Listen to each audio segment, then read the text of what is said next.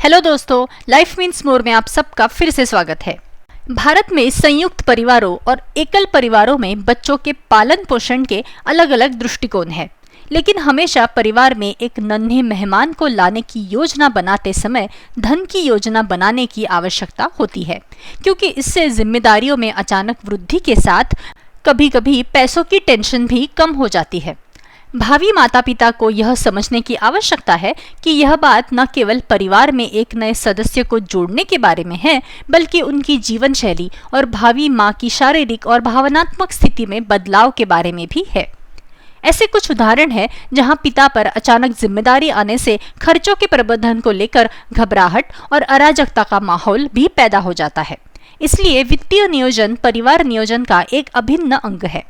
इसीलिए अब समय आ गया है कि भावी माता पिता अपने वर्तमान दायित्वों के साथ साथ आगामी जिम्मेदारियों को निभाने का सबसे अच्छा तरीका तय करें।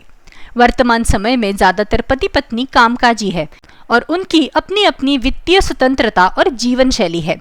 जीवन में अचानक आया बदलाव उम्मीद करने वाली माँ को अधिक प्रभावित कर सकता है, इसलिए उसे बेहतर वित्तीय योजना बनानी चाहिए। कई बार भावी माता को आवश्यकता पड़ने पर करियर में अस्थायी ब्रेक के लिए भी तैयार रहना पड़ता है। तो आज के वीडियो में कुछ सुझाव दिए गए हैं जो भावी माता पिता को अपने पैसों और जिम्मेदारियों को बेहतर ढंग से मैनेज करने में मदद कर सकते हैं। नंबर 1, एक दूसरे से चर्चा करें। पति पत्नी को अपने वित्तीय दायित्वों और देनदारियों पर चर्चा करनी चाहिए, ताकि अस्थायी नौकरी में ब्रेक की आवश्यकता पड़ने पर बैकअप रिजर्व बनाया रखा जा सके और वित्तीय नियोजनों को अच्छी तरह से पूरा किया जा सके। यदि कोई कर्जा है तो उसके बारे में स्पष्टता होनी चाहिए, ताकि आपात स्थिति में पैसों का प्रबंधन अच्छी तरह से किया जा सके। नंबर 2, कार्यस्थल पर मातृत्व पितृत्व लाभों की जांच करें। भावी माता पिता को यह जांचना चाहिए कि उनके ऑफिस में छुट्टी के क्या विकल्प है, अस्पताल में भर्ती और ट्रीटमेंट के लाभ क्या है, साथ ही प्रसूति के बाद की सुविधाएं और काम के विकल्प क्या उपलब्ध है, ताकि भविष्य में बच्चे की देखभाल सर्वोत्तम तरीके से की जा सके। तीसरा पॉइंट है छुट्टी के विकल्प। उम्मीद करने वाले माता पिता को उपलब्ध छुट्टियों के विकल्पों के बारे में पता लगाना चाहिए, ताकि बच्चे के आने पर वे पहले से ही अपनी छुट्टियों को खत्म करने की बजाय भविष्य के लिए अपनी छुट्टियों को बचा कर रख सके, क्योंकि बच्चे के आने के बाद पेड लीव्स लेना ज्यादा बेहतर होगा। चौथा पॉइंट है खर्चों की गणना करें। पति पत्नी दोनों ने ही खर्चों की गणना करनी चाहिए और उन्हें वर्गीकृत करना चाहिए, ताकि वे 9 महीनों के दौरान होने वाले खर्च को प्राथमिकता दे सके और भविष्य की जरूरतों के लिए पैसा बचा सके। यह अधिकतर एकल परिवार में सहायक होता है, जहां मुश्किल से ही कोई बैकअप या समर्थन होता है। 5वां पॉइंट है बड़ी खरीदारी टालें। हर माता पिता अपने आने वाले बच्चे के कमरे को सुंदर तरीके से सजाने के लिए खर्च करना चाहते हैं, लेकिन बच्चे के आने तक बड़ी खरीदारी से बचना चाहिए। पैसों की बचत करनी चाहिए और आगमन से पहले के खर्चों को आरक्षित करना चाहिए। 6वां पॉइंट है बाहर घूमना और खरीदारी टालना। शादी के शुरुआती वर्षों में पति पत्नी पर ज्यादा जिम्मेदारी नहीं होती, लेकिन एक बार जब उन्हें पता चलता है कि वे उम्मीद कर रहे हैं, तो उन्हें खर्च करने की आदतों को सीमित कर देना चाहिए। बाहर घूमने और खरीदारी के दौरान बचाए गए पैसे से न केवल उनके पास अतिरिक्त पैसा बचेगा, बल्कि वे अनावश्यक कपड़ों और स्वास्थ्य संबंधी समस्याओं से भी काफी हद तक बच सकेंगे।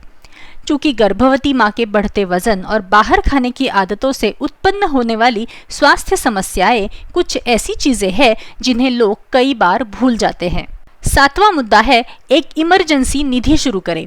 गर्भावस्था यह एक चिकित्सा प्रक्रिया है, जिसमें किसी भी समय अचानक खर्च की आवश्यकता हो सकती है, जैसे कुछ अचानक परीक्षण या सी सेक्शन या बच्चे के जन्म के बाद कुछ उपचार की आवश्यकता होना। इसलिए एक आरक्षित निधि बनाए रखें। अचानक आने वाली मजबूरी से बचने के लिए हर महीने एक निश्चित राशि बचाने की आदत डालनी चाहिए। 8वां पॉइंट है बीमा या SIP में निवेश करें। एक अच्छी स्वास्थ्य बीमा योजना लेने का यह सही समय है, जो पूरे परिवार को कवर करेगी। कुछ योजनाएं प्रसूति के दौरान मृत्यु को कवर कर सकती है या नहीं भी कर सकती, लेकिन अस्पताल में भर्ती होने पर चिकित्सा बीमा की सलाह दी जाती है, ताकि आपात स्थिति में पैसों की कमी ना हो। इनमें कैशलेस लाभ और विकल्प भी उपलब्ध होते हैं। भावी माता पिता को अच्छे से निवेश शुरू करना चाहिए ताकि आने वाले वर्षों में बच्चों के स्कूल प्रवेश और आगे की शिक्षा जैसे खर्चों का अच्छी तरह से ध्यान रखा जा सके। ऐसे दिनों में आकस्मिक खर्च कभी भी आ सकते हैं, इसलिए बीमा को भी ध्यान में रखा जाना चाहिए और मनी बैक पॉलिसियों का लाभ उठाना चाहिए। 9वां पॉइंट है बच्चे के देखभाल के विकल्प। जब बच्चे बहुत छोटे होते हैं तो अधिकतर बच्चों की देखभाल माता पिता और दादा दादी द्वारा की जाती है, लेकिन ऐसे लोग भी हो सकते हैं जिनके परिवार में देखभाल करने वाला कोई ना हो। ऐसे समय में बच्चों की देखभाल करने के लिए बेबी सिटर की तलाश पहले से ही करके रखनी चाहिए, या आप डे केयर सेंटर का विकल्प भी सोच सकते हैं। इसलिए इन सारी चीजों के लिए पहले से ही पैसों का प्रबंधन करके रखना चाहिए। और 10वां पॉइंट है माता पिता की मृत्यु या बच्चे की वसीयत और संरक्षकता के बारे में निर्णय लेना। यह क्रूर लगता है, लेकिन हमेशा सबसे खराब स्थिति के लिए तैयार रहना चाहिए। भविष्य अप्रत्याशित है और यह माता पिता की जिम्मेदारी है कि वे जिस बच्चे को इस दुनिया में ला रहे हैं उसकी भलाई सुनिश्चित करें। कुछ कड़े फैसले बच्चे के अच्छे जीवन और सुरक्षित भविष्य को सुनिश्चित करेंगे। इसलिए बच्चे के लिए उचित वसीयत और कानूनी संरक्षकता एक सबसे जरूरी बात है। तो दोस्तों, इन सब में एक और ज़रूरी बात यह है कि पति को पत्नी की अस्थायी नौकरी छूटने की स्थिति में या ब्रेक लेने की अवधि में आर्थिक और भावनात्मक रूप से मदद करने की कोशिश करनी चाहिए और उसे अपने परिवार और माता पिता के प्रति यदि कोई जिम्मेदारियां है तो उन्हें संभालने में भी मदद करनी चाहिए। रिश्तों को बचाना और बच्चे का भविष्य सुरक्षित करना पूरे परिवार के वित्तीय और भावनात्मक नियोजन पर निर्भर करता है। तो आज के लिए इतना ही। वीडियो पसंद आया हो तो ज़रूर लाइक कीजिए और ज़्यादा से ज़्यादा शेयर कीजिए। Keep watching. Thank you.